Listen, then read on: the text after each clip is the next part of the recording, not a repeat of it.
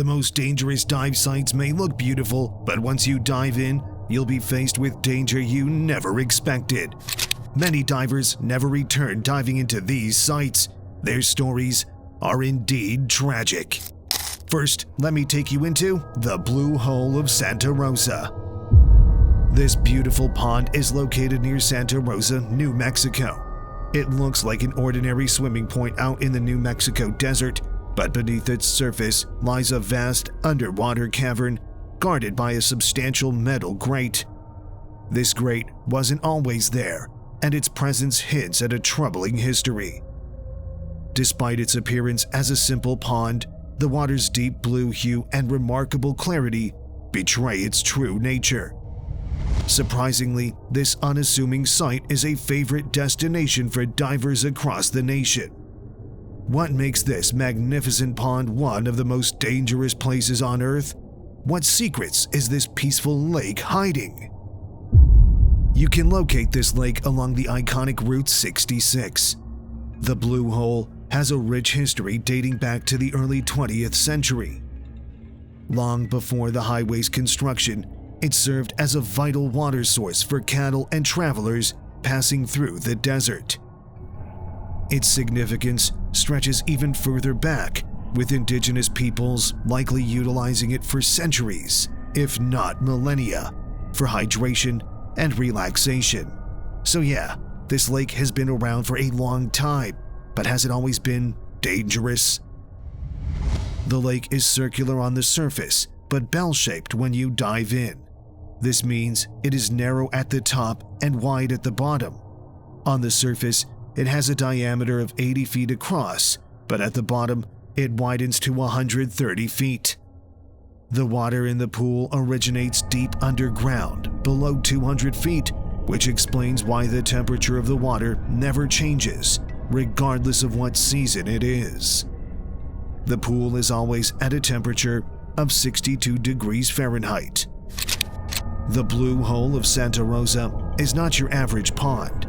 It's a natural artesian well, a type of spring fueled by deep earth water under immense pressure, resulting in an astonishing flow rate of 4.3 million gallons of water per day. This explains why the water here is always fresh and clear. It takes just 6 hours for the entire water in the lake to get circled out, so it doesn't matter if it's freezing cold or hot around the desert. This pool maintains a temperature that divers cannot resist. That is why the Blue Hole is also one of the most popular dive destinations in the US for scuba diving and training. The grate blocking the entrance wasn't always there. Every year, thousands of students come from across the country to scuba dive the Blue Hole of Santa Rosa. The water is clear, the temperature is stable, and there are no currents in it that divers need to worry about. It's like a big swimming pool with perfect conditions to learn in. The underwater cave of Santa Rosa extends down to 194 feet, where they end in a cavern with a rubble-choked floor. Beneath this may be more passages. The bottom of this lake is what makes it scary and interesting. At the bottom of the Blue Hole, you'll find lots of bones. Some have been there for a very long time. The masks of scuba divers can also be found here and would make you wonder what happened to the divers. Then there's a crucifix and other objects, and the entrance to a labyrinth of cave passages and rooms. This cave system under the Santa Rosa has been a temptation to divers, with many curious divers attempting to find out what is inside the cave. This is where things take a dark turn. Sit tight as I tell you about an incident that happened here in 1976. This incident involved a group of 10 students and their instructor from the University of Oklahoma who embarked on a dive expedition to explore this cavern. Despite warnings against lingering at the bottom and strict instructions to avoid the cave entrance, 2 students, Mike and David, would not heed any of these warnings and proceeded beyond the safe limits. What happened to these 2? David and Mike were drawn to the depths. eventually finding themselves before the enticing 4-foot opening of the cave entrance. They could not resist going into the cave, and they signaled each other and ventured inside. What happened next was not what they expected.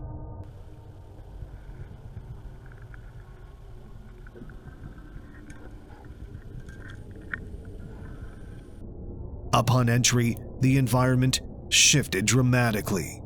Tight spaces, jagged walls, and sandy floors replaced the clarity of the surface. This place was not hospitable. It was as if everything was designed to trap anyone who dared to enter. Yet David and Mike refused to be discouraged. They pressed forward, descending 15 feet into a corridor branching off in multiple directions. You will never guess what the danger was. It was not the jagged rocks. It was the fine silt that coated the floor and walls of the cave. As David and Mike moved through the cave, they did not notice they had stirred up this fine silt, and the water behind them was now very cloudy. You may be wondering how this is a danger to the divers. Stay with me to understand how dangerous this cloud is to divers. They were not paying attention, and this would seal their fate. Turning back, they found themselves disoriented in a swirling cloud of silt. Panic ensued as they struggled to navigate the maze-like tunnels. Their air supply was going down fast. They were not experienced divers, and they will pay the price for their inexperience. Instead of staying calm to manage their oxygen supply more efficiently, the duo began to panic. This only made things worse as the cloud became thicker and their oxygen got used up faster.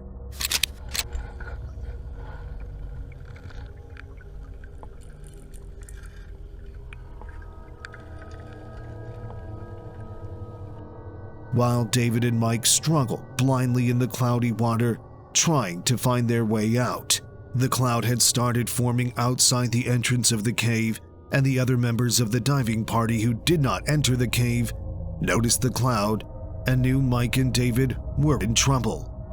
Rescue would have come fast if they had a line to guide them through the cloudy tunnel, but they did not come prepared. After a little while, a line was secured and a rescue party made their way into the cave. Despite the challenging conditions, the search yielded tragic results. Mike's body was discovered near the entrance to one of the cave's branching rooms. However, locating David proved to be far more difficult. The search will drag on for days. At this point, it was certain that David would not make it out alive, so they were only trying to recover his body. After 4 days, the search was called off as the conditions were proving to be too dangerous for the rescue divers. There was only one thing left the rescue team could do. Can you guess what they did next? David was lost, but they could prevent future tragedy, so they came up with the plan of sealing the cave off. Fighting, and on the surface it is. Below that is a series of mysterious caves, and they've only been explored by a handful of people. A 300-pound metal grate was installed over the cave's entrance, so divers would not be able to enter this cave. A month later, David's body was recovered, but this was not the end of the story.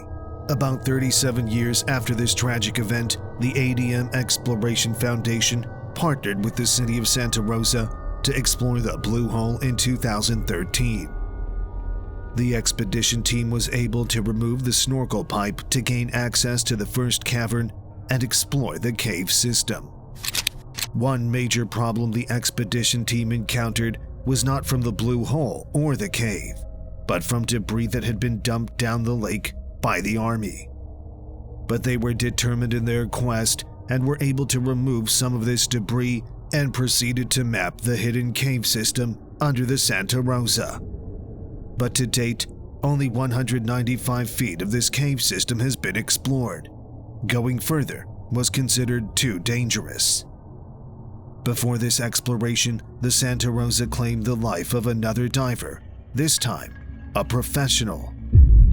Two divers involved in the recovery of David and Mike had gone back to map the cave. They had carefully planned this exploration and put in safety measures, but things did not go according to plan. Were 43-year-old elite and Navy veteran Shane Thompson and his equally qualified partner Mike Young. The two divers, Mike and Shane, made their way to the cavern underneath the blue hole. The plan was simple. Shane was to wait at the entrance while Mike proceeded to map the cave. Instead of sticking to the plan of waiting at the entrance, Shane followed Mike into the cave. It was going to be a tragic mistake. Shane's decision to follow Mike resulted in both divers becoming stuck in a narrow passage, with Shane panicking and causing further complications, including damaging Mike's gear. Despite Mike's efforts to free them, Shane tragically passed away. Mike, facing freezing water in his suit and the grim reality of the situation, made the difficult decision to leave Shane behind temporarily to complete his decompression and inform the safety divers. There was nothing he could do to save Shane. Despite the dangers, the Blue Hole of Santa Rosa remains one of the biggest attractions for divers. Hopefully, they stay out of the cave that has been barred with the metal grate. The next diving site is equally dangerous and holds dark secrets you will never expect. Jacob's Well. Just like the Santa Rosa, this is a blue underwater sinkhole, but this time, this blue hole is located at a riverbank. But the similarity continues because this blue hole also hides an underwater cave system. Jacob's Well is a natural spring located on the property of Jacob's Well Natural Area in the Texas Hill Country, northwest of Wimberley, Texas. It is managed by the Hays County Parks Department. This is a very small pond, at least that is what it looks like on the surface. The opening of the spring is 12 feet wide. It looks too small to be dangerous, right? You cannot be more wrong if you underestimated how dangerous this cave is. From the opening in the creek bed, Jacob's Well Cave descends vertically for about 30 feet, then continues downward at an angle through a series of silted chambers separated by narrow restrictions, finally reaching an average depth of 120 feet. The system has been explored and mapped by cave divers of the Jacob's Well Exploration Project and has been shown to consist of two principal conduits. Don't be fooled by how calm and beautiful this place is. This is one of the most dangerous locations in the world, but this has not discouraged visitors. Open water divers keep visiting, however, it is dangerous for inexperienced divers. 9 people have died at this site between 1964 and 1984. If you're interested in visiting Jacob's Well, the natural area is open for hiking, viewing the spring, and reserving water access from May 1st to September 30th. But after learning about the dark history of this cave, you may not be so eager to visit. So, what happened here? The history of this well is a sad one that proves the destructive nature of humans. In the 1850s, a man discovered this special natural feature. Imagine a calm river with a small spot bubbling furiously. I'm not talking about water moving over rocks forming a rapid, no. I'm talking about a feature that is much more different and unique. What was causing this turbulence came from deep under the water. It was almost like having a volcano under the water, but instead of lava, it was water that was bubbling out from the depths. This water spout was fed by an aquifer known as the Trinity Aquifer. The man built this watermill over this spot and ran it from the 1850s till the mid-20th century, when something happened. This is where the history of this beautiful natural phenomenon took a dark turn. Construction was going on around this area, and wells were being drilled to access water. These activities will unfortunately decompress the Trinity Aquifer. With the aquifer losing its pressure, so did Jacob's Well. The water stream, which usually shot up to 6 feet in the air, was now reduced to nothing but a ripple. This made the water hole more accessible, and it was going to be the beginning of bad things, as you are about to see. It used to be impossible to dive into this blue hole when it was still active, because the water jet would spew anything that went in right back out. If you stand on the edge of this little blue hole, you can see that the hole is over an underwater cave system. Again, divers could not resist the temptation to dive into this hole to explore the world under this water. Soon, this well would gain a reputation, with many divers not making it out alive. The story I'm about to tell you will leave you grabbing the edge of your seat. This incident happened in 1979, and by this time, 4 divers had gone down to map out the underwater cave, and they never returned. You will think this will discourage any diver from attempting the same exploration, but no, it only made them more curious. Bottom of the first chamber at around 25 feet. In their group were 2 friends, Kent and Mark, who were both experienced and had dived Jacob's Well before. For some time, Kent had been thinking about the true depths of the cave. You see, Jacob's Well is actually composed of a series of descending rooms or chambers that get progressively smaller the deeper you go.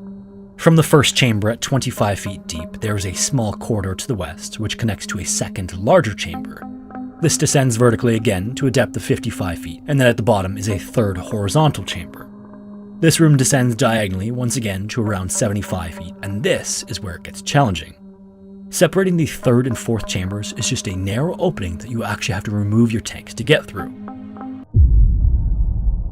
Let me first take you on a tour of this cave. You'll need this knowledge to understand how dangerous Jacob's Well is. We are aware of 4 chambers in this cave system. The first section from the opening on the surface goes down 25 feet and maintained a diameter of around 12 feet across. A second, larger chamber connects to the first one from a side entrance at the base of Chamber 1. Chamber 2 goes down 75 feet before connecting to a narrow chamber that slopes down another 75 feet. After the third chamber, things get really dangerous. Most explorers turn back after getting to the third chamber, and they have good reasons to. Let me show you just how dangerous it gets. First, no one knows for sure what is beyond the third chamber. The little we know is that it connects to a fourth chamber, which is a horizontal tunnel, but very narrow and not practical to explore with a scuba tank. It is here that 4 divers have disappeared before, so we know that whatever the condition of the fourth chamber was, it definitely was unsafe for divers. Another thing we know about this fourth chamber is that the section that leads into it is very narrow and would require the divers to remove their tanks before they can gain entrance. After crossing this narrow entrance, there is a room that is a bit spacious before the chamber narrows down again into the unknown. It was this unknown destination every diver that attempted to explore beyond this fourth chamber wanted to discover. The assumption is that the tunnel will lead to a larger chamber. In September of 1979, a group of friends gathered at Jacob's Well with the mission of going beyond this fourth chamber. They knew 4 divers had gone down this tunnel and never returned, but they were still determined to discover what was ahead. They waited till midnight before they started the exploration. From the start of the mission, they put themselves at risk because they were going into uncharted territory, yet they did not make use of a secured line. How will this mistake affect them? I will reveal that in a minute. Clark just started swimming hard back in the direction they came from, around the bend, into the second chamber, into the first chamber, and then his head shot up through the surface as he gasped for air. Only 3 divers went in, and an unspecified number of the group stayed on the bank of the blue hole. Of the 3 divers were 2 friends, Mark and Kent. They had experience diving into this underwater cave, but they had never entered the fourth chamber. Behind them was Joe, who was less ambitious and tagged along a bit more cautiously. On getting to the entrance of the fourth chamber, Mark and Kent wasted no time in removing their scuba tanks and passing through the narrow entrance. This was not the plan, and this left Joe confused. He was not sure if he was to follow them in or to wait at the entrance for them to return. They did not have enough oxygen for any extra quest. Joe checked his oxygen level and realized he was already running low. And if he was low on oxygen, so were Mark and Kent. Joe knew he had to return to the surface instantly.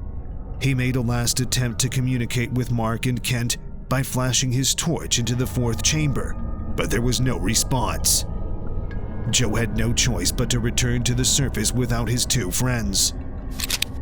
By the time Joe was able to get a search party together, it was already clear that Mark and Kent were not going to make it out alive. The rescue team was headed by an experienced diver, Don Dibble. First, he sent 2 divers to assess the situation and see if they could locate the bodies of the missing divers. What they discovered will shock you. The first thing the team noted was that the closer they got to the fourth chamber, the more cloudy the water became. Normally, the water was crystal clear. The only reason it was cloudy was because the water had been disturbed. When these divers got to the entrance of the fourth chamber, what they saw was the worst fear of any cave diver. The entrance was sealed off by rubble, which was evidence that the roof of the cave had collapsed at this point. They returned to the surface to report the situation, and the rescue was postponed till the morning. They would need a bigger team and more equipment for this situation. This mission will not go down so easily. The events about to unfold were totally unprecedented. The diver's friends have made several attempts to find him, and Ed Sorensen is their last hope.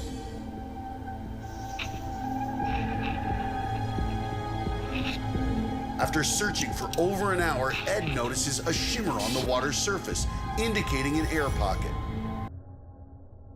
In the morning, Don and a team of divers began moving the debris of the collapsed entrance. They succeeded in creating a small entrance through the rubble, just enough to peek in, but not enough to let a diver go through. This is where Don will make a grave mistake. Acting on instinct, Don stuck his head into the gap to see if he would see the missing divers. As he moved in, more rubble collapsed on top of him. He was pinned down and could not even move his hands. Being experienced, Don tried staying calm. But something else will happen that was totally unexpected. Suddenly, Don discovered that his tank had stopped supplying oxygen. The other divers did not know what was happening to Don. The water was cloudy due to their activity of removing the rubble. As Don became restless, his body began to spasm. The spasms were so strong that it actually helped his body get free from the rubble. Don thought he was going to die, but miraculously, another scuba diver found him and shoved a regulator into his mouth. Don, being desperate for air, took a big gulp too quickly.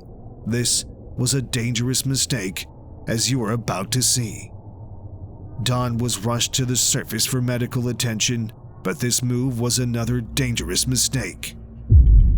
When you go scuba diving and you breathe compressed air, your body absorbs nitrogen. When you go back up to the surface, your body releases that nitrogen, and it's possible for those nitrogen microbubbles to group together and form a larger bubble that gets stuck in your body tissue. Divers slowly rise to the surface because of a condition called the bends, where the gas in the blood of the diver expands too quickly and begins to boil and kill the diver. Don did not get the bends, but the air he swallowed expanded so much that his stomach was the size of a basketball by the time he reached the surface. Don was screaming in pain at this point, and he was immediately rushed to the hospital for emergency surgery. The search for the bodies of Mark and Kent continued over 9 days. Now they had brought special equipment to vacuum the debris out of the way. Eventually, they got access to the fourth chamber, but no one was going to risk going in again. Instead, they sent a camera inside to take a sneak peek. The video recorded revealed the nature of the fourth chamber, and in a corner, they could see the bodies of the dead divers. A school of fish was swarming around them, perhaps nibbling on their remains. Fortunately, Don recovered and left the hospital. He would return to Jacob's Well, but this time to seal the fourth chamber off so no one ever gets trapped there again. The entrance to the fourth chamber was sealed off with concrete and bars of steel, but you'll never believe what happened next. About a year after the barricade was removed, a note left at the entrance reading, "You can never keep us out." Since then, more divers have attempted to explore beyond the fourth chamber, but none has succeeded. Instead, many more have died trapped in the fourth chamber of Jacob's Well. This is indeed one of the most dangerous dive sites in the world, but not even close to how dangerous the next dive site is. Get ready, because the story I'm about to tell you will send shivers down your spine. The Blue Hole of Egypt. Welcome to the most dangerous dive site in the world. So dangerous, this place is called Divers Cemetery. Looks like a beautiful place for a vacation, and it is indeed, as long as you stay on the surface. The Blue Hole is a natural underwater sinkhole in the Red Sea near Dahab, Egypt. It is about 420 feet deep and surrounded by a coral reef with many colorful fish and other marine life, which adds to the beauty and temptation for divers who visit. This made it a popular spot for diving and snorkeling. The hole is a circular opening in the seafloor, about 400 feet in diameter. It has a shallow lagoon around its edge, with a depth of 20 feet. The lagoon is connected to the open sea by a narrow gap called the Saddle. There is also a tunnel called the Arch that leads from the hole to the outer reef wall at a depth of 180 feet. This blue hole is responsible for so many deaths that at the shore of the Dahab Peninsula where it is located, there is a memorial for some of the divers who never returned to the surface alive. But even the list on this memorial is just a small fraction of the actual number of lives this death trap has taken. But why is the Dahab Blue Hole so dangerous? Let me explain. Picture the Great Blue Hole as a giant underwater tunnel. As you dive deeper into it, the walls start to squeeze in like a funnel, making it narrower. Then, around 170 feet down, there's a big arch on the opposite side of the hole. This arch leads to another tunnel about 85 feet long that slants downward until it reaches the edge of the hole, opening up into the open ocean. After that, there are quick drops in depth, going from 390 feet at the exit of the tunnel all the way down to 2,600 feet at the bottom of the ocean. There are smaller drops in between, but that's the final plunge to the ocean floor. These deeper parts are so far down that only specialized divers with special equipment can go there because regular air becomes dangerous at those depths. The danger in this setup is that the rapid descent from the surface can trick divers into going too deep too quickly, especially if they're using regular air. They might not realize how far down they've gone until it's too late. Plus, the deeper you go, the more likely you are to experience nitrogen narcosis, which is like getting drunk from the nitrogen in your air. This can make divers pass out underwater. The reason why divers love blue holes is something that may surprise you. First, these sites can be really beautiful, as you can see, but technically, there is an advantage to blue holes. Because of the way they are formed, blue holes do not have currents, which means divers don't have to factor that into their dives. Then, there's the appeal of accessibility. Blue holes are usually close to the shore, so dives are easier to coordinate and execute. Besides, what is the thrill of diving if there's no sense of danger? Most deep-sea divers are like skydivers. They are on the chase for an adrenaline rush. Knowing others have died in the same location is the ultimate reason for many who want to conquer the monster. Of many stories of divers that were lost to this blue hole, the story of two buddies stands out. Back in 1997, two buddies from Ireland, Martin Guerra and Conor O'Regan, went on an adventure to Egypt. They were super into diving and decided to spend a year there teaching others how to dive. Egypt had awesome spots for diving, so they were pumped to explore them all. In November, just before they were supposed to head home, they came to the Blue Hole at Dahab. Lots of other experienced divers were there too, because it was part of a bigger diving trip organized by a group called PADI. While they were diving, Martin and Conor got separated from the rest of the group. They ended up going too deep underwater accidentally, and the air they were breathing wasn't right for that depth. What followed was tragic. When the other divers came up to the surface, they noticed Martin and Conor were missing. They went back down to look for them, but it was too late. Martin and Conor had already passed away.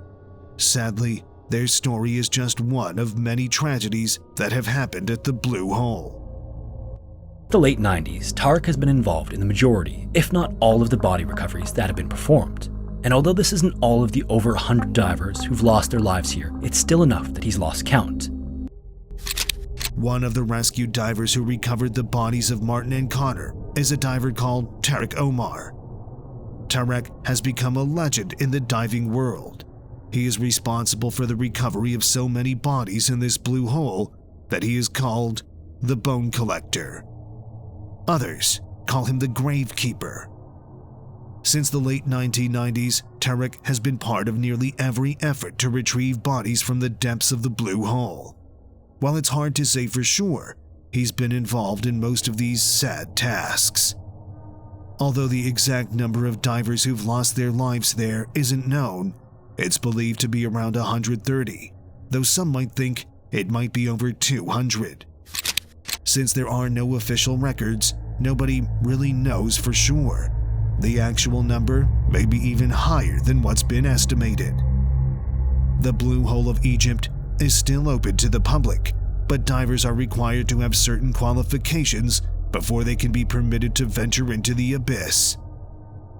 Despite these regulations, divers continue to go down this blue hole, never to return alive.